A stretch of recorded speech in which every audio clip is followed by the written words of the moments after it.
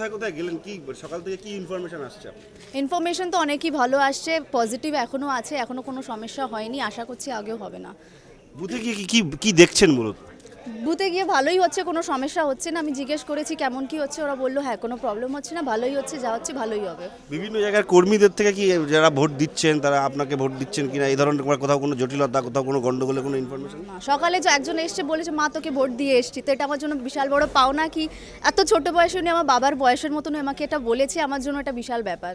আজকের দিনে ভোটের দিন আপনি প্রথমবার ভোটে লড়াই করছেন, সর্বকনিষ্ঠ প্রার্থী আপনি, এই ফিলিংসটা কেমন? একদমই ভালো, সর্বকনিষ্ঠ, সবাই ছোট। আমি এখানে সবাই বলেছি কন্যা হিসাবে, যখন আমি গেছি বলেছি কন্যা হিসাবে আপনাদের আমি ছোট মেয়ে, আমার যদি কোনো ভুল ত্রুটি হয়েছে আপনারা ক্ষমা করে নিজের মেয়ের মতন আমাকে দেখবেন, তো সবার মেয়ের মতন আমি, সেটা ভালোই লাগছে। যেহেতু আপনি ঠাকুর পরিবারের, স্বাভাবিকভাবে একটা প্রশ্ন আসে, কিছুদিন আগে শান্তনু ঠাকুর আপনাদের ঘরে তালা দিয়ে দিয়েছেন, সেই যে লড়াইটা, সেই লড়াইটা কি আজকের দিনেও আপনাকে মাথায় রাখতে হচ্ছে? হ্যাঁ, কেন রাখতে হবে? যাতে এখনও তো তালা খোলেনি, এখনও তো হয়নি, সে লড়াইটা তো আমার চলে যেতেই হবে। আমি রাজনীতিতে আসি না আসি, আমার তো লড়াই করেই যেতে হবে, কেন কি ওটা আমার ফ্যামিলি প্রবলেম। ওই প্রবলেমটা আজকের দিনে কতটা আপনাকে তাড়া করছে?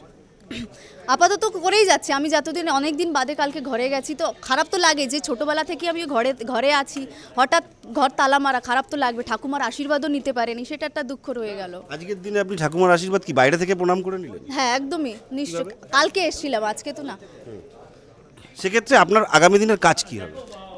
আগামী দিনের কাজ হবে কি, বাগদা বাসিন্দার জন্য আমি দাঁড়াতে পারি, ওনাদের সুখ দুঃখের পাশে যেন আমি দাঁড়াতে পারি, ওনাদের হয়ে যেন কাজ করতে পারি। বাগদার জন্য কি উন্নয়নের কাজ করবেন? অনেক জায়গায় ঘুরেছি, দেখেছি ব্রিজের খুব প্রবলেম, রাস্তার খুব প্রবলেম। আশা করছি যেন জয়লাভ করে যেন ওনাদের পাশে দিদি যেন পূর্ণ করে সব কিছু, আমরা যেন ওনাদের পাশে হয়ে দাঁড়াতে পারি।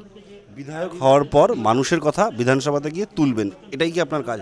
একদমই, হবে না কেন? মানুষের দুঃখে আমি তো ঘরে ঘরে ঘুরেছি, যেটাই সমস্যা হবে না কেন, আমার যতটুকু আমার ক্ষমতার মধ্যে থাকবে আমি করব।